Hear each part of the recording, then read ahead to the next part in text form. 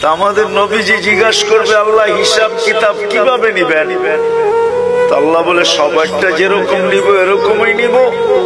তা আমাদের নবীজি বলবে, যদি সবার সামনে আমার উম্মতের হিসাব কিতাব নেন তাইলে তো আমি তো লজ্জিত হয়ে যাব, কেননা আমার উম্মত তো দুনিয়াতে গুনাহ করছে, আমি তো লজ্জায় পড়ে যাব। তা আল্লাহ জিজ্ঞাসা করবে, তাইলে কিভাবে নিব?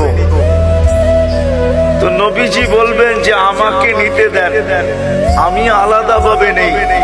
আল্লাহ প্রশ্ন করবে, আপনাকে যদি নিতে দেই তো আপনিও তো আপনার উম্মতের গুনাহগুলা দেখবেন, তখনও তো আপনার চেহারাটা লজ্জায় ছোট হয়ে যাবে যে তোমরা আমার উম্মত হয়ে এই গুনাহ করলা, তো করলা কি কইরা, ঠিক না?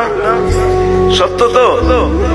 আল্লাহ জবাব দিবে, বন্ধু ওয়াদা, আপনার চেহারা আমি লজ্জিত করব না, বিদায় আপনার উম্মতের হিসাব কিতাব নিব আমি বটে, কারো সামনে না, আপনার সামনেও না, আমি পর্দার ভিতরে নিয়ে নিব, আপনাকেও জানতে দিব না, কাউকে জানতে দিব না।